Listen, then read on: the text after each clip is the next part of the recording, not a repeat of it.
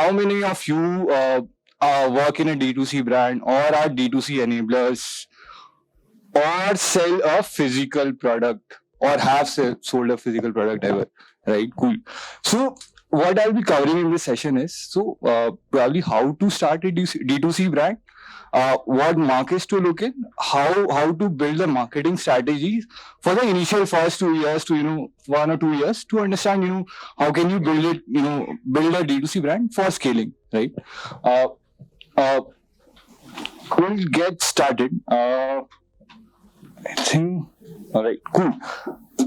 First question, right? So, if anyone can tell me what is common between all these brands? Anyone? So there's Head and Shoulder, there's Crocs, there's Wheat, which sells hair removal cream, and there's of course Coca-Cola. Any common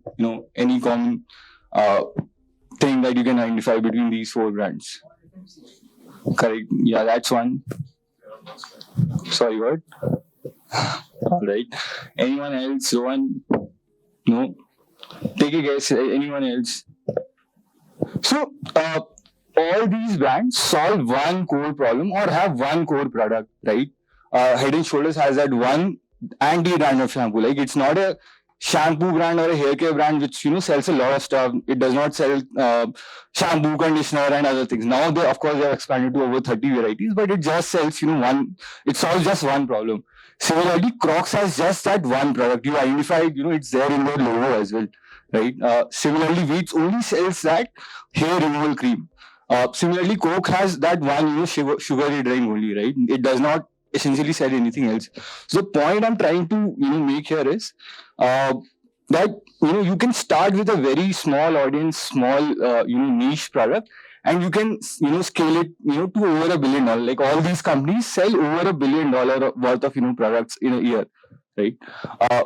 Moving on, let's say you were to, you have an idea whether you want to test it tomorrow, whether, your idea will work or not. How to test it or how to identify a niche idea, right? What products do you want to sell?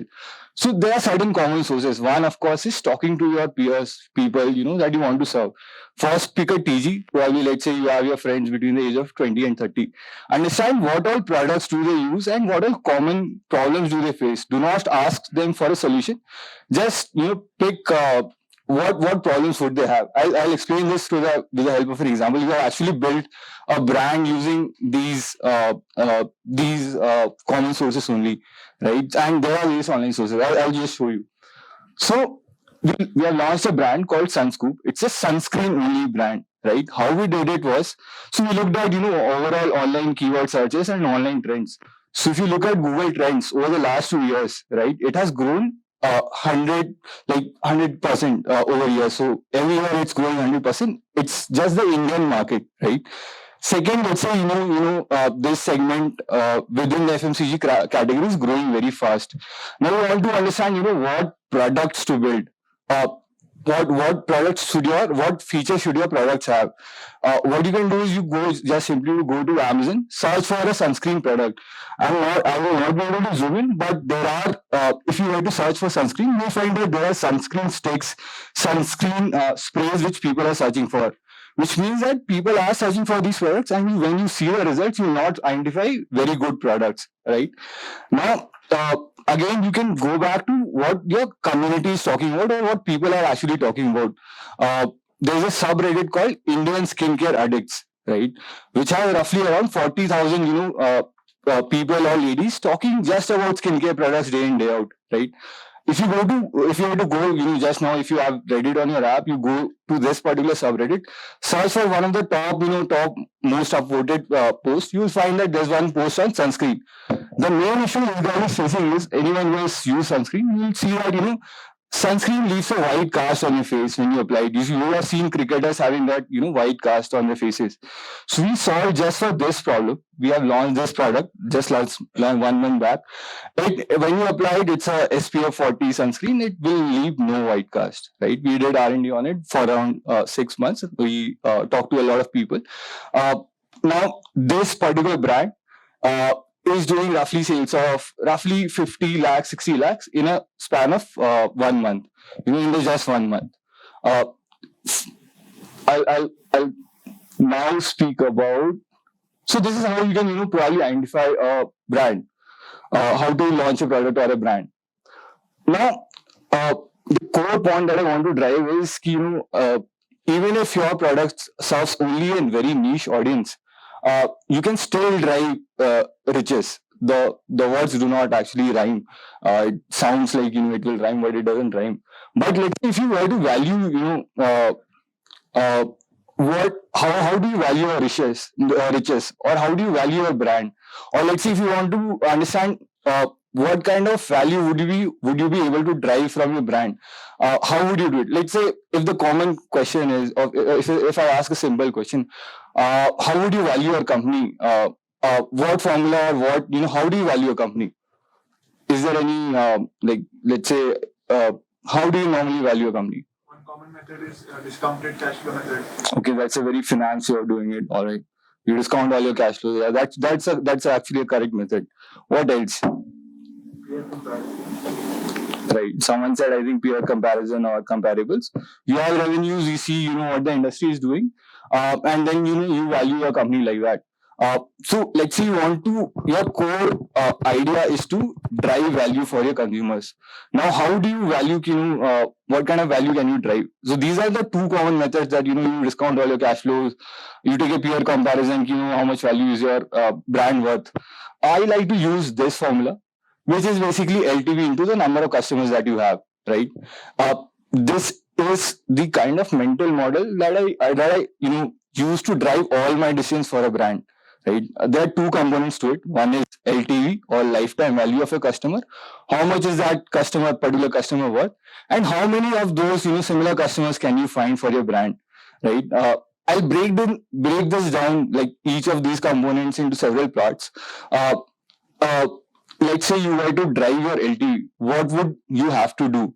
Now, LTV has basically three components. Right. There are three components to it. Your products were 1,000 rupees, out of which product costs, let's say, $300, so you get 700 rupees out of that. So each sale would contribute, let's say, roughly 700 rupees. Now that 700 rupees, how many times a particular customer would buy, let's say, in a given span of 1 year? Let's say a sunscreen is needed every month, right? So I'll multiply it by 12. I'll deduct the cost that I incurred to acquire that customer, to make the customer buy my product. So these are the three components that I have to look at, right? It's actually very simple, sir. It's very like, how much money would you get out of that customer, and how much do you have to spend to serve that customer? It's basically that. LTV itself was a combination of some. LTV is this is basically LTV. So let's say you sell, sir, if you buy any product, can you give me an example? I'll explain this in a minute. Any product that you buy, every month. Grocery, right? Let's say you buy bread every 2 days, right? So for the bread company, your LTV is, you, let's say, pay 50 rupees for that bread packet, right? And you buy it every 2 days. So multiplied by 15 would give you that month's spend on, for that company, you are worth 50 multiplied by 15, which is 4,500 rupees, minus the cost that they incur to serve you. Which would be, let's say, placing the product on the shelves, the actual cost of the products, all those things. So that is your value for that particular company. And like you will be many other people, right? You multiply all those customers by that value, you get your... Yes, basically net profit. Yeah, exactly, sir. Now, how do you drive these three things: average order value, repeat rates, and customer acquisition cost? Taking the example of, let's say, bread only. What you could do is, so I'll pick this part of the equation first. The first part, which is average order value into margin, which is, let's say, 50 rupees for a bread. What you can do is, you can bundle that bread with a butter, right? So bread ke saath butter aa gaya. Similarly, I'll give you an example. What happens in our case, we sell shampoos, right? With a shampoo, a mask or a conditioner goes very well. So just tempting that customer that you'll save this much amount if you were to buy a conditioner as well, drives the customer to make that purchase. I'll tell you, if 100 people land on this page, or let's say 100 people were to land on this page or to buy this product, 40 of them buy, one of these options in our case, right? So you can do that. Second, what you can do is you can upsell them for, let's say, a larger packet of bread or a larger packet of, or my shampoo or sunscreen. In this example also, we have recently only implemented this. You can buy a single, product, or you can buy packs of 2 or 3. Now, almost 20 to 25% of the people opt for a pack of 2 or 3, which, because it gives them a discount and gives me upfront money, right? And it drives almost 30% of, my sales. Third thing which you can do is you can obviously, reduce your processing cost, the actual product cost, or any shipping, manufacturing, etc. cost. But this is something which I like to optimize at a later stage. First, I want my customer to try my products, then I would go on to optimize this stuff, and this can be easily optimized if your brand were to survive. Coming to the second part, how many times would that customer be buying your products? One is, that the customer makes one purchase. Important thing to note here is how many times can you make the customer buy again and again. So my core thinking here is that you cannot buy loyalty from a customer by offering them discounts or free stuff. You can earn it by offering certain things. So you look at whole customer life cycle. Everything has to be exceptional. The product has to be exceptional. The customer service has to be exceptional. They need to feel part of a community. They should be so involved with your product that the next time they want to they are running out of a shampoo or a sunscreen or anything else, they think about your brand only, and they do not want to switch, right? So those things are there, and of course, stuff like WebEngage, etc., obviously helps to drive that decision making, right? So discounts here are a no-no. What we have seen with data is, whenever you offer extra discounts, the customer cohort LTV is very low. I'll move on to the next slide. Now, if you're a new brand, right, no one will want to try out your product if others haven't tried it. There's a huge cost involved to make the customer buy the product for the first time. There are a couple of things that you can do to reduce this marketing cost. One, let's say you have a bunch of 5-10 products. You identify which one drives, or which one is your recruitment product, which is the product which helps you attract the most customers to introduce your brand. It should be something which solves their problem immediately, or like in a very short span of time, and they would be open to try out other products. For example, in one of our brands, we run 3 brands. One of our brands, there's a mini version of our product which a customer does not hesitate to buy. We have identified that this one has the highest repeat rate, so we use this quite a few times in different channels to recruit a customer for our brand. Second, in D2C world, so what has happened from offline to online is you can collect first party data. I see a lot of brands today, just collecting data when the customer is checking out. In one of our brands, what we do is we have put a quiz. If you go through that quiz, you will get personalized recommendations, and in that process, you also get to collect first party data, like what is your hair type, scalp type, your email IDs, etc. How this helps is you can remarket the customer and send personalized messages. Now, again, once that customer, what will happen is, the customers are busy. They are, trying your products, checking your product pages, they are reviewing your products on YouTube, they'll fall off and they'll forget about it, right? If you have first party data, what you can do is you can follow up. In the physical world, it's not possible to follow up. But if you were to collect their phone numbers, email IDs, etc., or any other sources, you can follow up. And it requires a very small nudge, small transactional nudge to make them buy the product. So collecting first party data and then following up is the most important part, right? And then once you have all these things, if your product is good, your experience, everything is good, you can obviously identify alternative channels which can give you a lower CAC. Alternative channels for physical products being marketplaces like Amazon, Nykaa, JioMart, etc. And there's of course the physical world once you have scaled, right? Now the second part of the equation, if I were to go back, it was LTV multiplied by customers, right? How do you drive, a lot of customers to buy your products, or how do you, expand your market, or how do you scale? It's very simple. What you have to do is, give me a minute, right? Now you have one brand. What you can do is you can expand SKUs within that brand, so that you have acquired one customer, right? So you have acquired one customer for sunscreen. They must be using other similar products, adjacent products, which you can launch within that same brand. So that multiplies your revenue. Now you can launch that same brand on multiple channels. I'm not a very big fan of just being on one particular channel, which is, let's say, your own website. You have to be where the customer is actually making the buying decision, like, let's say, Amazon or an offline world, right? And then you can multiply it by geographies as well. If it works in India, you're solving that. You can solve that problem for someone sitting in America as well. With the online world, you can easily do that. And now, once you have one brand, which has a limited scope, you have built it for a niche, and you have acquired that customer. How else can you solve a customer's demand? One you can do it is you can launch more products in the same brand. Let's say if I have a sunscreen brand, I can launch shampoos within that and other stuff within that.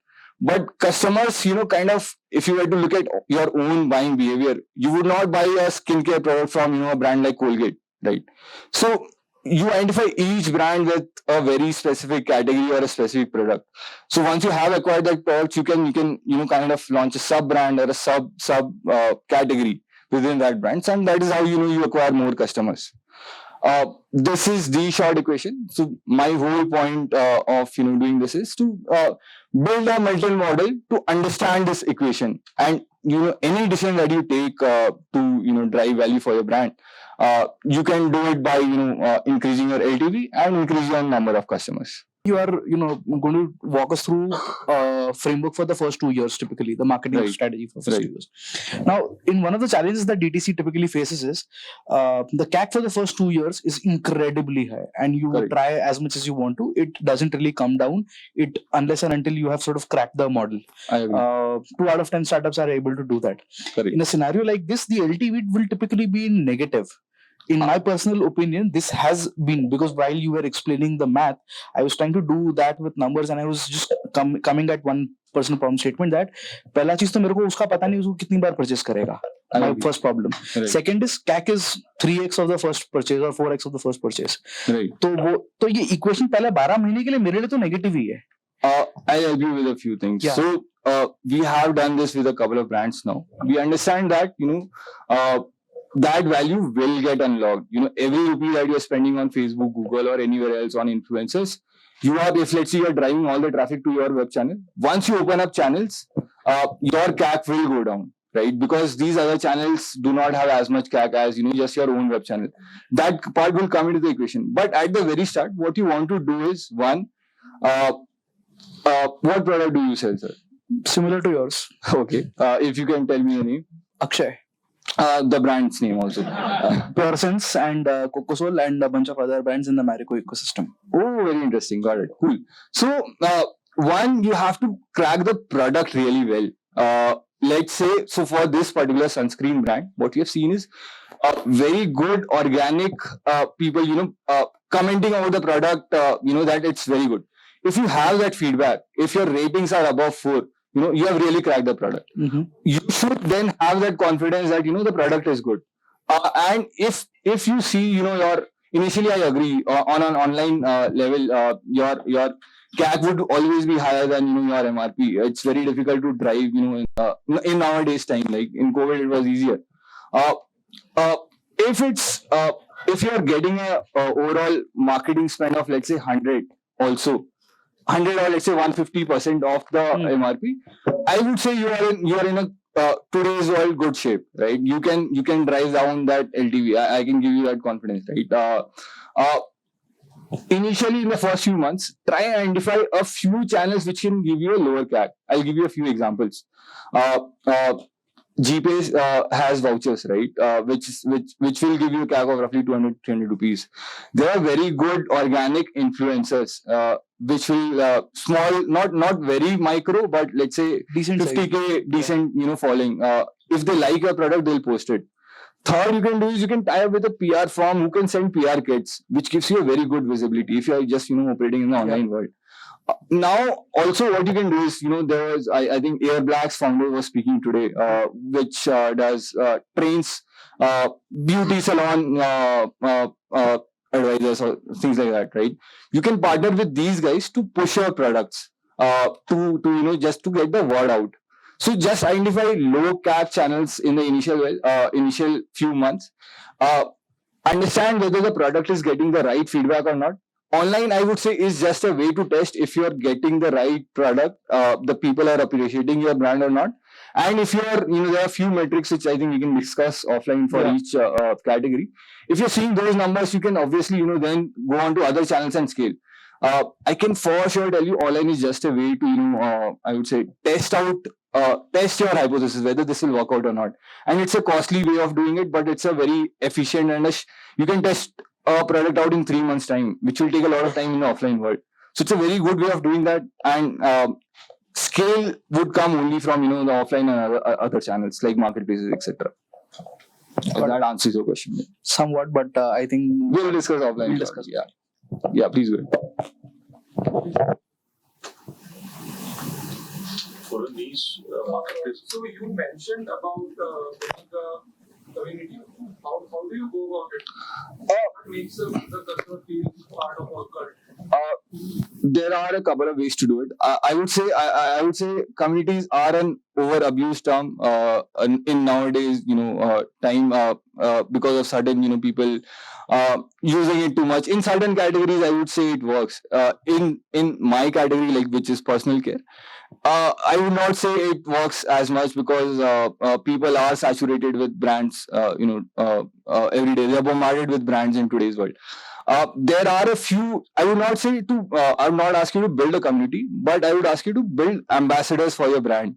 How to do it is in the initial days, identify a few influencers who have an audience and kind of make a long-term partnership with them to probably take feedback about your product, to push your product, to give giveaways from your product. Do not try and fool the customer in any way, by let's say faking ratings, by giving huge discounts, by sending a wrong product, but have exceptional customer service. So I've seen this with many brands. I would take the example of The Whole Truth, which is a food brand, right? It sells protein bars and stuff. If you were to ever complain to one of their guys, they'll give you such good responses that you'll be wowed by the experience. So once you have that certain proponents of or ambassadors for your brand, the community would get built around your brand or your product.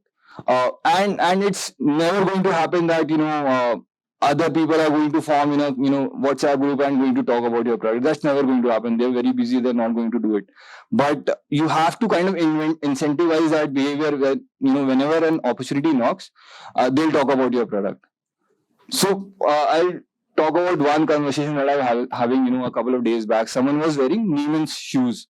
Right, it's a D2C brand which sells shoes for like roughly 5,000 rupees. So I just asked this guy, how are the shoes? Now he mentioned a couple of things. One, the product is exceptional, so the product has to be cracked really well. Second, he said, the overall experience has been so far very well. Like they keep sending him, reminders or educational content on how to keep your shoes. I would say clean and everything, right? So having that first party communication with the customer and giving him a very good experience will in the long run make the user your ambassador. So rather than going a community route, probably you can go build ambassadors for your brand. Recently, how many of you have know the brand Minimalist, which sells skincare stuff, right? Many of you, right? If you would have gone through their Instagram profile in in the last 1 or 2 months, what they have done is they have used actual customers who have used their product and have gotten actual results, and they have displayed their journeys. that builds a lot of trust. I don't think people would be talking to each other about how minimalists solve their acne problems, but once the brand has those experiences and they highlight it via their own channels, I think that will create brand value for you. I don't think, and there are communities like subreddits, and there are Instagram groups where people will recommend stuff if your product is really good and you have not cheated them. Sir. You said that the traction is more on marketplaces than their own website. Correct. Even for a niche product like yours, the traction is better on marketplaces. It is because if I were to look at my past purchasing behavior for the last 1 or 2 years, even if I've seen an ad for a product on Instagram, what the first thing I'll do is probably click on that product, check what the product is about, what price are they selling it, then go on Amazon or a marketplace to see what reviews they have got, what are they saying, what are other people saying. And on a marketplace, your payment information, your addresses are saved, right? And it makes a very I would say it's a very simple transaction for them to do. So let's say if I were to buy from one of the websites, I would not know whether I would be able to return the product. I would not know how many days you would know would the product come in. Unless you give that all those information on the website and build trust, the transaction would not happen on the website. It will happen on marketplaces. So you can drive awareness about your product through Instagram, through your own website. But I think most of the transaction would happen on marketplaces. If that answers your question. I was thinking for a niche product also. Yeah, for a niche product as well, there are certain. So, for example, if you are selling, if you can give me an example, what thoughts do you have? Like your product is a costly product, your Yes. customer client is cosmopolitan. Correct. So Correct. he will buy it on Amazon rather than your own website. Yes, they do. More. They More number of customers. more number of customers actually buyers on Nykaa, then Amazon, then website, and I think retail would flip that equation now. We are going offline as well now, but the equation would be flipped. Why that happens is, so customers, when they search, there are customers which have very specific requirements, like sunscreen with sunscreen body lotion, for example. There are only few brands who do that, and with a certain SPF quantity. If your product solves that exact problem, they'll find your product on the marketplace. They cannot search it on the internet. You cannot in the short run rank for SEO keywords.